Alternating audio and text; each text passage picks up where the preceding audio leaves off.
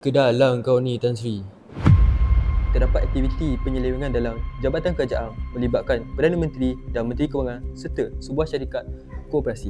Telah bersetuju untuk menjalankan projek pembangunan infrastruktur di kampung ini yang bernilai RM60 juta. Yang itu boleh diaturkan Tan Sri. Cuma, yelah, tiada apa yang percuma dalam dunia ni Tan Sri. Pokok-pokok ni luas. Hilang satu, masih ada pokok-pokok lagi. Sikit punya hal lah.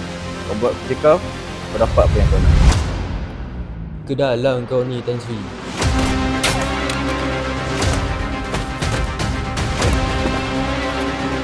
Dato' Sri!